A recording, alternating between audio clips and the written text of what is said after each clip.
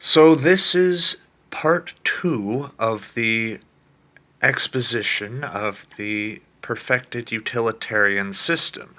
This is the structure of the government. Now, in order to explain this, I did have to explain metapragmatism. Metapragmatism is essentially the principled pragmatic eclecticism for the sake of achieving a goal. Now, it is clear that humans tend towards centralized authority figures, and as such, any system must take this into account. Any system which purports to optimize itself must take this into account. So, I propose that a central authority figure must exist within a perfected system. Now, how do we then create balance between this central figure and civilization, the rest of society? Well, I propose two primary things. Firstly, a council. Now, the council that I propose is aristocratic. Now, you can do research into the history of aristocracy. Originally, aristocracy was equivalent with what we now call meritocracy. It is simply that over time, this became corrupted as people who were wealthy became perceived as meritable by virtue of their wealth. However, this is not exactly the case. Because we want to rule intelligently, we should have our system based around geniocracy, or rule by the most intelligent, and technocracy, rule by the most technically capable. So the centralized figure should be someone who has shown merit, who has shown a high level of intelligence, and who has shown technical capability. The aristocracy should be the same. The council should be comprised of individuals who have shown a high degree of intellect and of technical capability. Now, the job of the central authority figure will essentially be a dictator. Dictator means to dictate, one who dictates the law.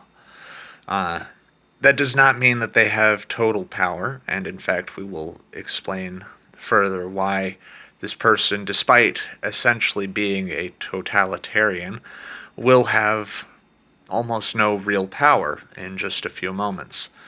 The aristocracy would have the job of debating and deliberating in order to choose policy, in order to check the dictator's work, as it were.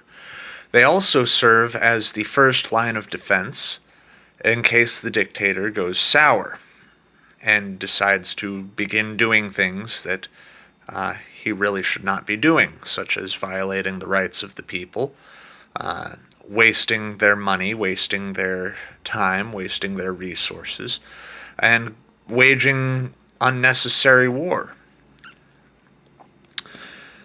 Now, the final aspect of government is actually the people themselves. For an armed populace, it is very, very difficult to be overtaken by any governing body, especially a small centralized government such as the one that I have proposed.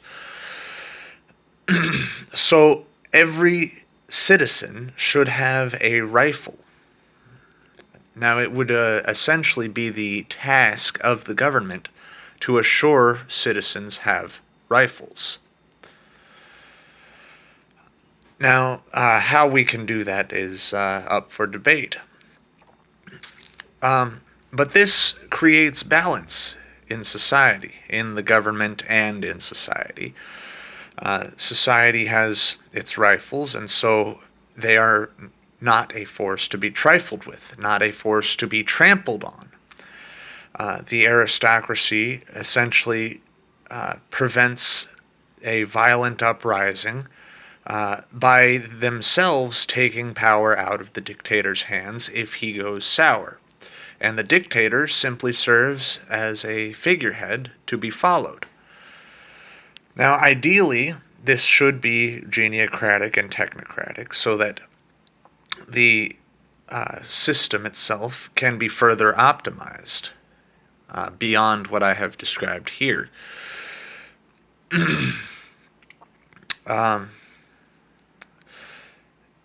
This system is set up so that it doesn't matter who is in charge as long as they are actually, part of the meritocratic system of implementation, of induction, rather. It doesn't matter who is in what position. Anyone could be in that position. Even, let's say someone who does want to be corrupt. If they happen to be in the position of the dictator, well, there are two things stopping them from being corrupt. The first is the council, which will take authority away from this person. And the second is the citizenry itself, which can and will have a violent uprising. If they are trampled upon, of course. Now, the last thing that I want to say here is that it is absolutely necessary for the rights of the people to be set in stone, literally carved into stone, so that and put in a public place, so that they are much less likely to be manipulated, obfuscated, or removed. People tend to remember things when you literally set them in stone. The next section of this series will cover law, and I believe that I have a method of legalism, which is not what we currently understand as legalism. What we currently understand as legalism is primarily word games, loopholes, and argumentation. Well, I have a much more ideal legalistic method that I believe would be much more proper. But we will get there when we get there. Thank you for watching. Please share this video around. Leave comments, questions, and concerns in the comments section. Thank you for watching. Peace.